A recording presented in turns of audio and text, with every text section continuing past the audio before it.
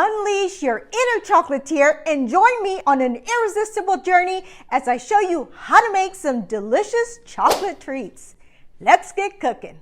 To prevent your chocolate from sticking or crumbling, it's important that you use a silicone mat or parchment paper. First, we're going to start with our chocolate turtles, and I like to use a combination of different nuts. Now, you can stick to just one type of nut if you like, but I like to use pecans. By the way, how do you say it in your area? Do you say pecans?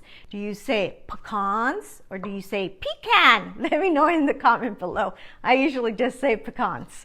All right, so we're going to be using a combination of pecans, walnuts, almonds. Sometimes I'll even put peanuts in here. There's a couple different ways you can do it. Today, I'm going to pile a mixture of my nuts into little circles. Let's start with one row of these. You're going to need some melting chocolate wafers, and I like to use this Ghirardelli brand. It tastes so good and it melts really nicely. You're also going to need some caramel squares. They come in little squares like this, and I've got about 25 of them in here with 4 tablespoons of water. We're going to be melting these in the microwave. I did a total of 1 minute in the microwave, mixed it, and then put it in for another 15 seconds. This is the consistency. Add 1 teaspoon of caramel to each circle. Now, normally I do start by adding 1 thin layer of chocolate at the bottom, then my nuts, and then my caramel. But because I only have 1 bag and I want to show you other treats, I'm doing it this way.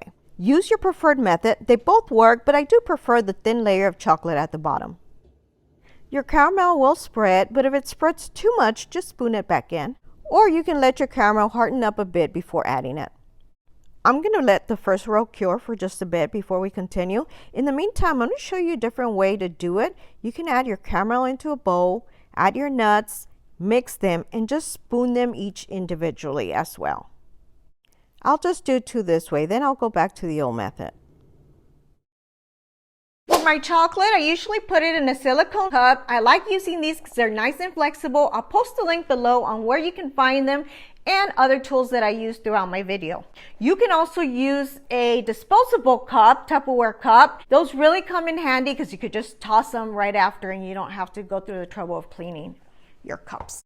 For my chocolate, I did 30 seconds, mixed, then did 15 seconds twice, mixing in between. Just remember that your microwave may vary. You just need a smooth consistency like this. We'll add 1 teaspoon of melted chocolate to each one.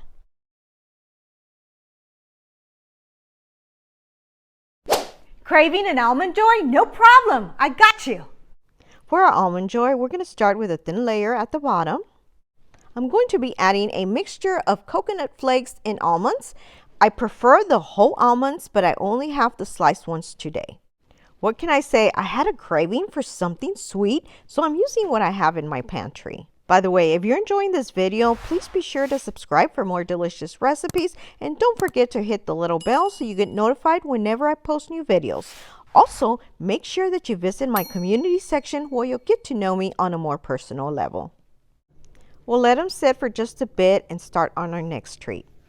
If you're like me, I love chocolate covered strawberries, and this is another way to enjoy them. You want to slice up a few strawberries and just lay them on top. Now let's go back to our other one and add another layer of chocolate. I have some caramel left, so I think I'm going to drizzle a little bit to 2 of them. You can add a little bit of sea salt, and I'll do it to my second row here because this one is still wet. Now I'll show you what brand I like to use. I like to use this Malton brand because the flakes are so much larger and yummy. For my almond joy, I usually like to top it off with a whole almond, but since I don't have any, I'm just going to use the sliced almonds I have. I think I'll go back and add a little bit of chocolate on the strawberries. I feel like my top row needs to be spruced up a little bit, so I'm just going to drizzle some chocolate for some extra decor. We're going to let these harden up for at least 5 minutes. Once they slightly harden, I like to put them on a sheet pan, then in my freezer for 10 minutes. It's been 10 minutes in the freezer. We're ready to pull them out, and I'm just going to use little squares of parchment paper to kind of separate them from my pictures. Let me show you a quick close-up before I show you how to store them and we try one. To store, add a layer of parchment paper to the bottom of an airtight container. Add your chocolate. You can add another layer of parchment paper and so on. Cover them up and just keep them on your counter or your pantry unrefrigerated. I store my strawberry ones separately in the refrigerator. They're just like chocolate covered strawberries. They're best when eaten the same day or the next day. After the 2 days, they do tend to sweat a little bit. Now, it doesn't mean that they're bad, but they will sweat. Now, chocolate turtle is my favorite, so let's go ahead and give this a bite.